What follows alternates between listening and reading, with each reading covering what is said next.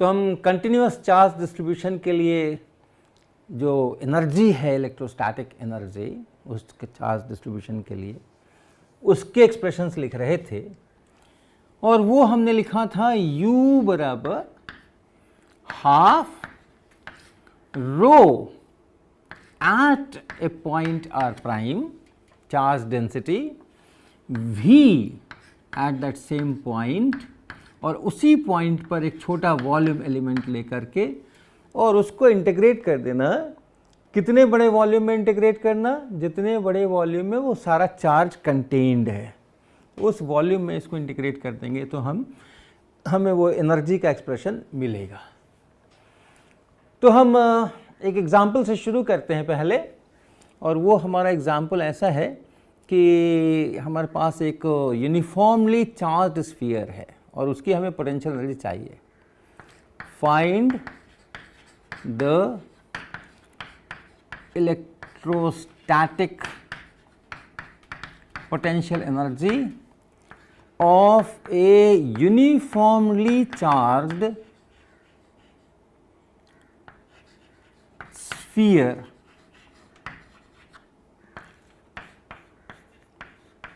और जो रेडियस है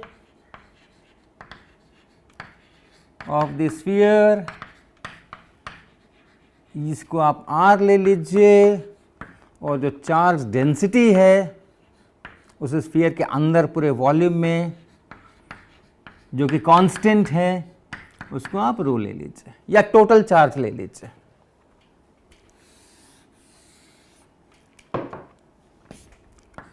total charge on the sphere is equal to Q। तो क्या सिचुएशन हो गई? हमारे पास एक यूनिफॉर्मली चार्ज स्फीयर है जिसका रेडियस कैपिटल R है और टोटल चार्ज उस पर हमने कैपिटल Q इतना डाला हुआ है। तो ये एक स्फीयर है तो कुछ भी नहीं, सर्कल भी नहीं है, लेकिन सर्कल जैसा बनाने की कोशिश कर रहे हैं और बोल इसको स्फीयर रहे हैं। आप जानते हैं इसका आधा हिस्सा इधर निकला हुआ है और आधा हिस्सा बोर्ड के पीछे, और उसमें यूनिफॉर्मली चार्ज डिस्ट्रीब्यूटर है पूरे वॉल्यूम के अंदर में, और जो टोटल चार्ज है वो है कैपिटल Q। तो अब इसका इस्तेमाल करके हम वो पोटेंशियल एनर्जी निकालना चाहते हैं। तो क्या करेंगे? हम R प्राइम पे जाएंगे, ओरिजिन हम यहीं पर लेंगे और इसी में अपने XYZ एक्सिस बनाएंगे, और फिर एक पॉइंट कहीं पर जाएंगे स्फीयर के अंदर, और उस वेक्टर को हम R प्राइम वेक्टर कहेंगे। इस स्फीयर के भीतर का कोई पॉइंट है जहां चार्ज है, चार्ज डेंसिटी है rho at R prime. Rho at R prime निश्चित है, फिक्स्ड है। रो अगर हम लिखें तो rho is Q/4/3 pi R cube. ये फिक्स्ड है, ये वैरी नहीं करता, आप कहीं भी रहो इतना रो है, ऐसा दिया गया है। फिर V एट R प्राइम, इस जगह पे पोटेंशियल कितना है वो निकालना होगा और तब इंटीग्रेट करना होगा। तो पहले इस V को निकालने की कोशिश करेंगे। तो कैसा निकालेंगे हम? इसके अंदर में हम इसी लाइन के ऊपर, रेडियल लाइन के ऊपर सरफेस तक चलते हैं। इस पॉइंट को S कहते हैं सरफेस के लिए और इस पॉइंट को P कहते हैं। तो S पर तो पोटेंशियल पता है, जब ये यूनिफॉर्मली चार्ज डिस्ट्रीब्यूशन है और स्फीयर है और आगे जो इलेक्ट्रिक फील्ड है वो एक पॉइंट चार्ज, पूरा Q चार्ज यहाँ पर हो, उसके अनुसार इलेक्ट्रिक फील्ड है और उसके कारण से, और यहाँ का जो पोटेंशियल है वो आपको पता ही है, और वो है कितना? Q/4πε0 कैपिटल R सरफेस पे, इस जगह पे। इसके आगे कहीं भी आप जाएंगे तो Q/4πε0 R, छोटा r, ऐसा ये बनने वाला है। इलेक्ट्रिक फील्ड Q/4πε0 R² बनने वाला है, उससे ये बनेगा। और हमें चाहिए इस P पॉइंट का पोटेंशियल, तो हम लिखेंगे Vp माइनस Vs। पहले इक्वेशन लिखें। Vp माइनस Vs का मतलब है माइनस इंटीग्रेशन E.dl और S से लेकर के P तक। ऐसा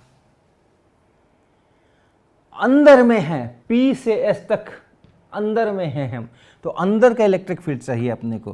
तो अंदर का इलेक्ट्रिक फील्ड अगर हम लिखते हैं तो वो होगा rho r vector divided by 3 epsilon nought. Rho का वैल्यू हम यहाँ से लिख सकते हैं, ये यूनिफॉर्मली चार्ज स्फीयर के अंदर का इलेक्ट्रिक फील्ड हम लोगों ने निकाला था कभी, वो इतना। और dl इस रास्ते पर हम, इस रास्ते पर हैं, इस रास्ते पे, तो इसके लिए dl जब लिखेंगे तो जैसे कार्टेशियन में हम लोग लिखते थे dl को dx i cap dy j cap ऐसा लिखते थे, dz k कैप। चूँकि हम अभी इसमें हैं, स्फेरिकल पोलर में हैं, इसलिए हम dl को लिखेंगे dr इंटू आर कैप, ऐसा ऐसा करके r इंटू थीटा करेंगे, कॉस थीटा साइन थीटा जो कुछ भी करना है, थीटा करना है तो वो करेंगे, थीटा कैप आएगा और फाई कैप आएगा। तो अगर हमने थीटा कैप लिया तो थीटा कैप के लिए हम क्या करते हैं, ऐसा बढ़ते हैं, तो जो डिस्टेंस चलते हैं वो r इंटू डी थीटा चलते हैं, तो r इंटू डी थीटा। और फाई में अगर हम चलते हैं तो r साइन थीटा रेडियस और डी फाई का एंगल, ऐसा। यहाँ चूंकि हम इस लाइन पे चल रहे हैं तो इसलिए जो dl है उसमें कोई फाई का और थीटा का कंपोनेंट नहीं है, सिर्फ r का कंपोनेंट है, इसलिए हमें ये लिखने की ज़रूरत नहीं है। तो डॉट dr और r कैप, ऐसा। अब इसको आगे बढ़े, माइनस इंटीग्रेशन s मतलब सरफेस, सरफेस मतलब स्मॉल r का वैल्यू है कैपिटल R, क्योंकि अब इंटीग्रेशन होना है स्मॉल r पे। ये r और डॉट r कैप ये मिलकर के क्या बन जाएगा, ये सीधा सीधा r बनने वाला है, क्योंकि उसी दिशा का ये यूनिट वेक्टर है, तो सीधा सीधा ये r rho r by 3 epsilon naught बनने वाला है। तो r पे इंटीग्रेशन होना है तो r के वैल्यू लिखेंगे, s पे सरफेस पे r का वैल्यू कैपिटल R, और p पे जहां हमने पॉइंट लिया है वहां इसका वैल्यू है ये r प्राइम। तो r डिस्टेंस पर r प्राइम लिख लीजिए, r प्राइम। और इंटीग्रेशन किसका, e डॉट dl अर्थात rho by 3 rho r by 3 epsilon nought, rho r by 3 epsilon not, और उसके बाद dr इसका, इसका ये चीज़ बनी।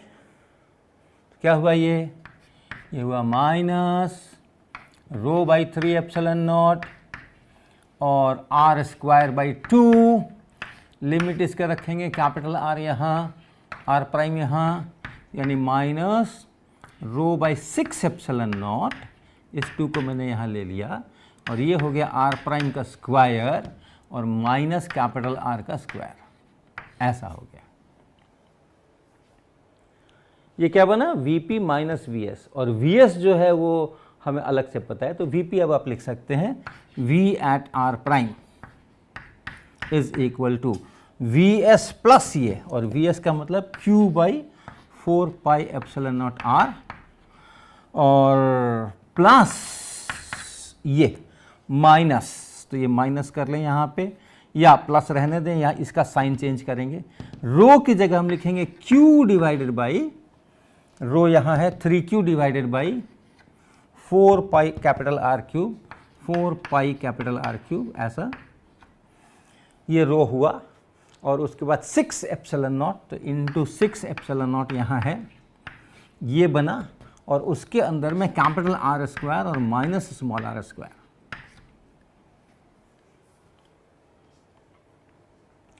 और इसको थोड़ा हल करें, ये 3 से आप इसको 2 बनाएं यहाँ पे, और क्या बना ये Q by 4 pi epsilon naught R plus ये 2 टर्म्स हैं यहाँ पे 8, ये है Q by 8 pi epsilon naught R cube है यहाँ पे, लिख ही लीजिए R क्यूब, और R square minus small r square.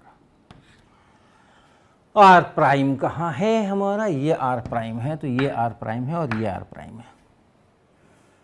अब इनको खोल लीजिए, ब्रैकेट्स खोल लीजिए यहाँ पे, तो ये बनेगा पहला वाला term Q by 8 pi epsilon naught capital R नीचे। तो ये बना Q by 4 pi epsilon naught R plus Q by 8 pi epsilon naught are. ये पहला वाला term Q by 8 pi epsilon naught R, और दूसरा टर्म आगे है माइनस क्यू आर प्राइम का स्क्वायर और divided by 8 pi epsilon naught R cube. इसको हल करना है, इन दोनों को तो आपस में जोड़ दीजिए, इन दोनों को आपस में जोड़ दीजिए। ये 2/8 है और ये 1/8 है, बाकी सब कुछ वही है, तो 3/8। तो 3q by 8 pi epsilon naught R, pi epsilon not और ये आर कैपिटल आर, और फिर माइनस यहाँ पे q और by 8 pi epsilon naught, 8 pi epsilon naught q by 8 pi R prime square by R cube, R prime का square और बटा कैपिटल आर का क्यूब। इसमें से आप q divided by 8 pi epsilon naught capital R इतने को बाहर कर लीजिए, q divided by 8 pi epsilon naught R इतने को बाहर कर लीजिए। 3 यहाँ से minus q 8 pi epsilon naught R बाहर किया आपने, आर प्राइम का स्क्वायर बटा आर स्क्वायर, ये यहाँ पे। ये है पोटेंशियल, कहाँ? इस स्फीयर के अंदर आर प्राइम डिस्टेंस पे, केंद्र से आर प्राइम डिस्टेंस पर ये पोटेंशियल है। तो हम किस लिए ये सब काम कर रहे हैं? इसके लिए। ये हो गया। अब इस पर आते हैं, इस एक्सप्रेशन पर आते हैं, यू पर आते हैं। तो यू निकालिए, इस यू के एक्सप्रेशन को आगे बढ़ाएं। हाफ रो का मतलब हो गया 3q by 4 pi R cube, charge density सभी जगह बराबर है, q by 4 by 3 pi R cube, और फिर v की जगह अब हम लिख रहे हैं q by 8 pi epsilon naught R, और उसके बाद 3 minus R prime square by capital R square, और फिर डी टॉ प्राइम। अब ये डी टॉ प्राइम क्या है? तो आप तो स्फेरिकल में काम कर रहे हैं, स्फेरिकल कोऑर्डिनेट्स में काम कर रहे हैं, और आप यहाँ कहीं पर हैं, और यहाँ कहीं पर आपको एक वॉल्यूम एलिमेंट बनाना है, एक वॉल्यूम एलिमेंट ऐसा बनाना है। कैसा बनाते हैं हम स्फेरिकल में? डी टॉ प्राइम अगर लिखना है हमें, तो हम आर की तरफ चलेंगे तो डी आर प्राइम इतना चलेंगे, थीटा की तरफ चलेंगे तो R into theta, R prime into D theta prime इतना चलेंगे, और फिर हम फाई की तरफ चलेंगे तो r sine theta prime prime और इंटू डी फाई प्राइम। इन तीनों को जब मल्टीप्लाई करेंगे तो वॉल्यूम एलिमेंट बनेगा। और फिर जब इंटीग्रेशन करेंगे, ये इंटीग्रेशन जब करेंगे तो थीटा और फाई यहाँ कहीं नहीं है, थीटा और फाई का इंटीग्रेशन सिर्फ यही होने वाला है, यही होने वाला है। और ये इंटीग्रेशन जब हम करेंगे तो 4 पाई बनेगा ये। तो इस पूरे के लिए हम 4 पाई लिख सकते हैं। और इसको अब हम ये एक्चुअली ये डी टॉ प्राइम नहीं है, हमने ऑलरेडी एक इंटीग्रेशन मार दिया है, थीटा और फाई के ऊपर इंटीग्रेशन कर दिया है। ये जो वॉल्यूम पे इंटीग्रेट करना है डी टॉ प्राइम, यानी इसमें डी आर भी है, इसमें डी थीटा भी है, डी फाई भी है, तीनों पे इंटीग्रेट करना है। 2 इंटीग्रेशन में करके लिख रहा हूँ यहाँ पे। तो 4 पाई यहाँ, और फिर r prime into r prime is r prime का स्क्वायर और डी आर प्राइम, ये इतना बना। या आप कहें कि हमने आर प्राइम के डिस्टेंस पे एक शेल बनाया, फिर r plus d r prime पे दूसरा शेल बनाया, और इतनी दूर का हम इंटीग्रेशन एक साथ लिख रहे हैं क्योंकि चीज़ें थीटा फाई पे डिपेंड नहीं कर रही हैं। तो इसी को पूरे इतने वॉल्यूम, यही मेरा वॉल्यूम एलिमेंट हुआ, इससे हमें मल्टीप्लाई करना है। तो कुल मिलाकर के बात हुई कि यहाँ हम लिखेंगे 4 पाई आर प्राइम स्क्वायर और डी आर प्राइम, और इंटीग्रेशन कहाँ से कहाँ तक? जितनी दूर में हमारा ये चार्ज डिस्ट्रीब्यूशन है और जितनी दूर में ये सारे एक्सप्रेशंस मेरे सही हैं, तो ये सब स्फीयर के अंदर के लिए ही सही है। तो इसका इंटीग्रेशन हम करेंगे r prime going from 0 to capital r. ये इंटीग्रेशन आप कर लीजिए, और ये इंटीग्रेशन आना चाहिए 3 into q square divide by 20 pi epsilon naught are. ये है एनर्जी, ये है electrostatic energy of this uniformly charged sphere. अब एक काम और करेंगे, ये जो एक्सप्रेशन है इस एक्सप्रेशन को एक दूसरे रूप में लिखेंगे, ठीक है। इस एक्सप्रेशन को एक दूसरे रूप में लिखने के लिए हम क्या करने वाले हैं, यहां देखें आप, ये चार्ज डेंसिटी है यानी चार्जेस आ रहे हैं, और ये पोटेंशियल है यानी फील्ड आ रहा है। इलेक्ट्रिक फील्ड को आप दो प्रकार से एक्सप्रेस कर सकते हैं, या तो इलेक्ट्रिक फील्ड से एक्सप्रेस कीजिए ई वेक्टर से, और या फिर पोटेंशियल से करिए। अगर ई दिया होगा तो हमें पोटेंशियल निकालना आता है, पोटेंशियल दिया होगा तो हमें ई निकालना आता है। तो यानी ये फील्ड को रिप्रेजेंट कर रहा है और ये चार्जेस को रिप्रेजेंट कर रहे हैं। हम इसको कन्वर्ट करते हैं, सारी चीज़ फील्ड फील्ड फील्ड में आना, चार्जेस से हम अलग हट रहे हैं। तो देखिए कैसा करेंगे, इसको आप लिख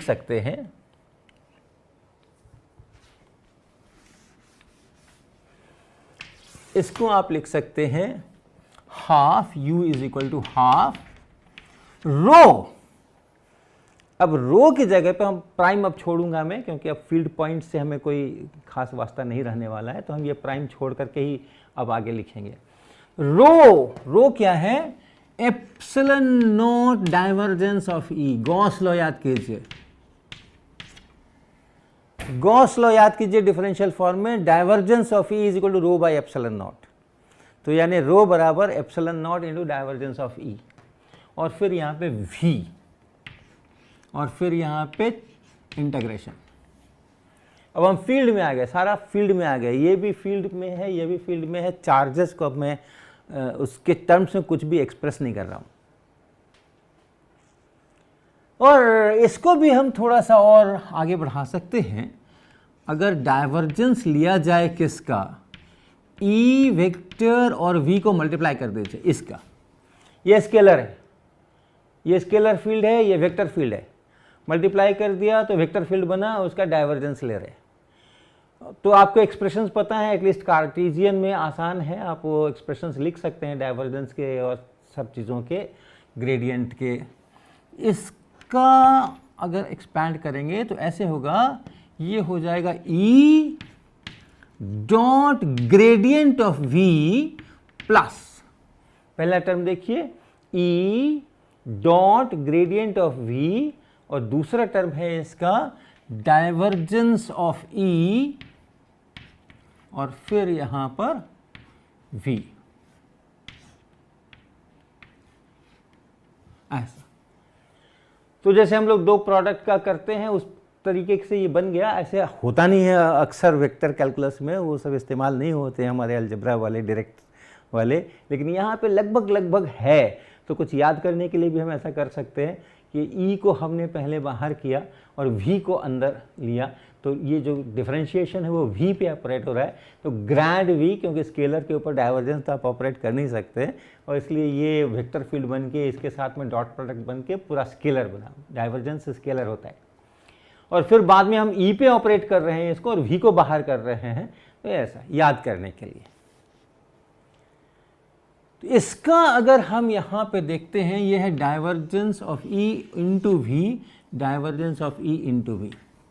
divergence of E into v is equal to divergence of EV,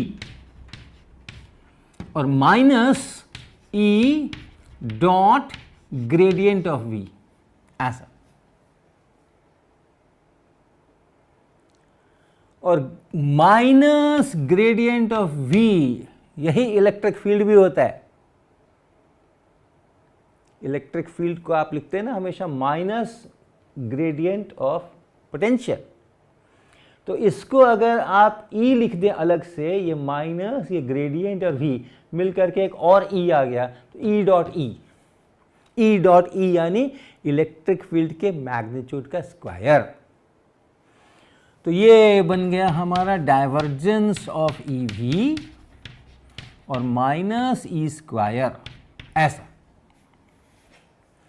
लगाइए, U is equal to half, epsilon naught को भी बाहर लिख सकते हैं हम, एप्सिलॉन नॉट बाई 2, और इसकी जगह पे ये पूरा आ रहा है डाइवर्जेंस ऑफ ई वी ये और माइनस ई स्क्वायर ऐसा,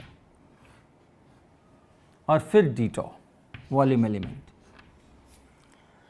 तो जिस वॉल्यूम में ये चार्ज डिस्ट्रीब्यूशन है उस वॉल्यूम में अब हम इंटीग्रेट कर रहे हैं। उस वॉल्यूम के अंदर के किसी पॉइंट के ऊपर हमने पोटेंशियल लिखा है, इलेक्ट्रिक फील्ड लिखा है और ये सब काम किया है। Plus plus minus gradient of V is electric field, तो इसलिए प्लस E डॉट E, तो ये ऐसा। एक और आपको याद होगा जो ऑपरेशन हमने लिखा था कि जो डाइवर्जेंस ऑफ EV का इंटीग्रेशन है, इसको दो भाग में लिखिए, divergence of EV d tau और plus integration E square d tau ऐसा। और किसी वेक्टर फील्ड के डाइवर्जेंस को आप एक वॉल्यूम पे इंटीग्रेट करें, याद कीजिए गॉस डाइवर्जेंस थ्योरम। अगर कोई क्लोज सरफेस है और ये इसका वॉल्यूम है और कोई भी एक वेक्टर फील्ड है जिसके डाइवर्जेंस का भी वैल्यूज़ यहाँ वहाँ सब है और उसका आप वॉल्यूम इंटीग्रेशन कीजिए, ये बराबर होता है उस वेक्टर फील्ड को ही लिखिए और सरफेस पे केवल लिखिए, केवल इसका जो क्लोज सरफेस का जो सरफेस है केवल उस सरफेस पे लिखिए और तब यहाँ पे आप उसको कहते हैं A dot D A, surface integration. ये क्लोज सरफेस है, ये गॉस डाइवर्जेंस थ्योरम। तो वेक्टर को केवल सरफेस पर आप देखें, वहाँ पे एरिया एलिमेंट बनाएं और ये इंटीग्रेशन करें, और या तो फिर आप उसके डाइवर्जेंस को लें और पूरे वॉल्यूम के अंदर में हर जगह उसको देखें और उसका वॉल्यूम इंटीग्रेशन करें, ये बराबर होते हैं। इसका उपयोग आप यहाँ कर लीजिए, क्या बना एप्सिलॉन नॉट बाई 2, और इसको हम गॉस डाइवर्जेंस थ्योरम से लिख रहे हैं इंटीग्रेशन ई वी, ई और वी, और फिर यहाँ पे D A dot D A dot D A, ये देखिए A डॉट डी ए, तो जिसका आप डाइवर्जेंस लिख रहे हैं उसके साथ डॉट डी ए, तो हमने इसका डाइवर्जेंस लिखा था तो इसके साथ dot D A. Closed surface, कौन सा सरफेस? जिस वॉल्यूम पे ये इंटीग्रेट हुआ है, जिस वॉल्यूम पे ये इंटीग्रेट हुआ है, जिस वॉल्यूम पे ये इंटीग्रेट हुआ है, जिस वॉल्यूम पे ये इंटीग्रेट हुआ है, यानी चार्ज डिस्ट्रीब्यूशन जिस वॉल्यूम में है, तो उस वॉल्यूम का जो सरफेस है वो है ये, वहीं पे हम इस इंटीग्रेशन को कर रहे हैं, और प्लस ई स्क्वायर डी टॉ। तो उस वॉल्यूम पे आप ई स्क्वायर को इंटीग्रेट कीजिए और उसके सरफेस पे इसको इंटीग्रेट कीजिए और जोड़ दीजिए, हाफ एप्सिलॉन नॉट से मल्टीप्लाई कर दीजिए, ये भी उस कंटिन्यूस चार्ज डिस्ट्रीब्यूशन के लिए एनर्जी का एक्सप्रेशन है। तो ये चीज़ हम लोग कर सकते हैं। और अब जो वॉल्यूम है वो वॉल्यूम अब इस तरीके से हम कहीं पर भी वो वॉल्यूम ले सकते हैं। जैसे हमने स्फीयर की चर्चा की, तो मान लीजिए कि ये हमारा स्फीयर था, यूनिफॉर्मली चार्ज स्फीयर था, तो हमने ये वाला सरफेस नहीं ले करके और ये सरफेस भी हम ले सकते थे, और इस वॉल्यूम को, ये इतना बड़ा वॉल्यूम ले लिया और उसका ये सरफेस हो गया, उस पर भी हम इसको लगा सकते हैं। इसमें भी तो पूरा चार्ज कंटेन्ड है। हाँ, यहाँ रो बराबर 0 है। तो जब हम रो में काम कर रहे थे तब फिर हमें कंट्रीब्यूशन वहीं से मिल रहा था जहां पर कि वो चार्जेस थे। अगर इस तरह का हम ले जहां चार्जेस नहीं है तो रो बराबर 0, तो इसलिए यहां से कोई कंट्रीब्यूशन नहीं मिल रहा था। लेकिन अब यहां ध्यान दीजिए, अगर इसको हम देखते हैं और इतने बड़े वॉल्यूम को हम लेके चलते हैं, हम कहते हैं इसमें मेरा चार्ज कंटेन्ड है, यहाँ रो बराबर 0 है, यहाँ रो बराबर रो है। तो इस रीजियन में भी इलेक्ट्रिक फील्ड है और इस रीजियन में भी ये पोटेंशियल है, और इसलिए इसके सरफेस पे जब हम इंटीग्रेशन करने जाएंगे, ये सरफेस इंटीग्रेशन करने जाएंगे, तो यहाँ से भी कंट्रीब्यूशन मिलेगा, इस जगह से भी कंट्रीब्यूशन मिलेगा। रो नहीं है, चार्जेस नहीं है, चार्जेस यहाँ कंटेंट है। एनर्जी डिस्ट्रीब्यूशन में निकालना चाहता हूँ इन चार्जेस के कारण से, इन चार्जेस की, इस समूह की, लेकिन वो निकालने के लिए मैं कहाँ इंटीग्रेट कर रहा हूँ? यहाँ इंटीग्रेट कर रहा हूँ। चार्ज नहीं है, फील्ड है। और ई स्क्वायर डी टॉ, पूरा जो वॉल्यूम मैंने लिया उस पूरे वॉल्यूम में ई स्क्वायर को इंटीग्रेट करना है, यानी इतने बड़े वॉल्यूम के अंदर में मुझे ई स्क्वायर को इंटीग्रेट करना है। तो यहां भी इंटीग्रेट करना है और यहां भी इंटीग्रेट करना है। तो इसमें जैसे लगता है, इस एक्सप्रेशन को देखेंगे तो लगता है कि एनर्जी तो वहीं से मिलती है मुझे जहां चार्जेस होते हैं। जहां चार्जेस नहीं होते हैं वहां इस इंटीग्रेशन में कोई कंट्रीब्यूशन नहीं है। लेकिन इस एक्सप्रेशन को आप देखेंगे तो आपको लगेगा कि नहीं, यहां से भी कंट्रीब्यूशन है, यहां से भी कंट्रीब्यूशन है, इसके सरफेस पर से भी कंट्रीब्यूशन है। रो जहां जीरो होता है वहां से भी एनर्जी को कंट्रीब्यूशन मिलता है अगर वहां पे फील्ड है। यहां से आगे हम अगली बार चलेंगे और ये जो एक्सप्रेशन है U का, इससे हम शुरुआत करेंगे और फिर से यूनिफॉर्मली चार्ज्ड स्फीयर की एनर्जी निकालेंगे यूजिंग दिस एक्सप्रेशन। और वॉल्यूम कौन सा लेंगे वो हम अगली बार तय करेंगे।